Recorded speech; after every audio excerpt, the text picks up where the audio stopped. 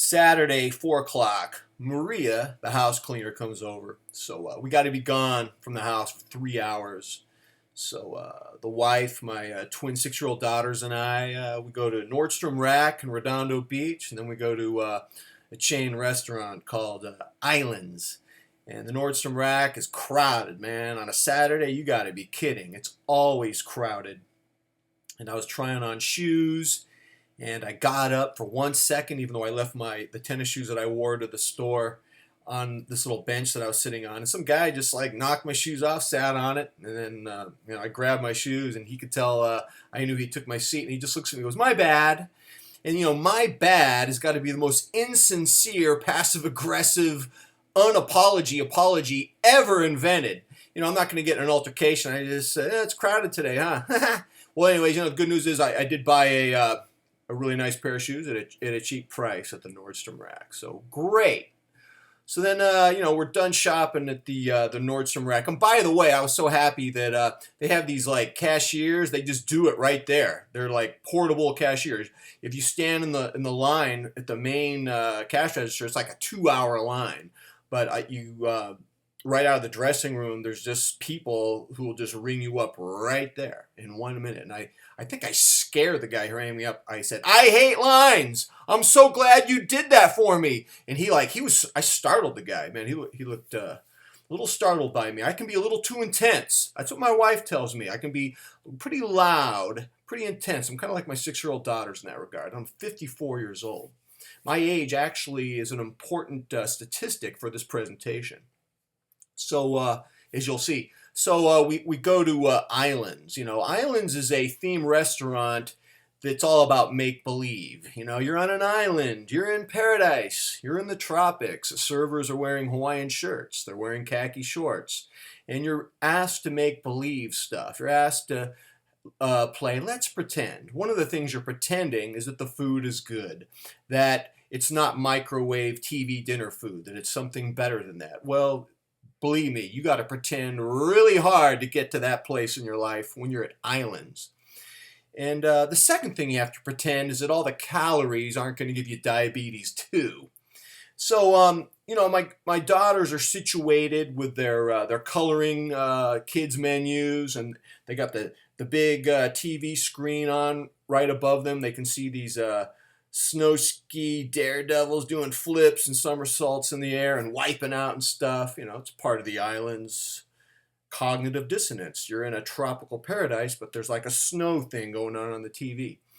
So my girls are situated, and I went into the bathroom at Islands.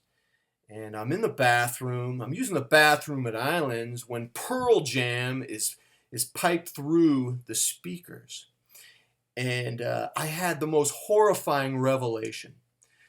You got to realize, 25 years ago, I was in a Woody's Bar and Grill in Bakersfield. This was like 1990, 26 years ago. And, I was single and everything. And it was the same type of restaurant as Islands. Servers wearing Hawaiian shirts and khaki shorts. The same Pearl Jam song was piped through in the bathroom. I had a deja vu experience, what we could call the Bill Murray as Phil Connors in Groundhog Day effect. The Groundhog Day effect, where you have this revelation, you realize, oh my God, what's happening to me today is a repeat of yesterday. And I had this huge revelation in this regard, and this led to my second revelation. Oh my God, like the end is coming near. I'm 54 years old, and I haven't done anything. I haven't achieved anything. Everything I've done, what's been the net result? Anything, what?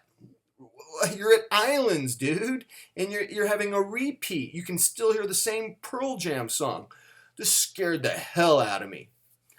So I got the hell out of the bathroom. Washed my hands, washed them with hot soapy water, because it says you have to. There's like this thing on the wall. It says federal law. It says you got to wash your hands. So I did that. I was obeying the law because I like to follow the law. So I washed my hands with hot soap and water, and I walked out of the bathroom. And I walked past a lot of customers and a lot of servers, and they didn't even look at me. It was like I didn't exist. And I had a third revelation.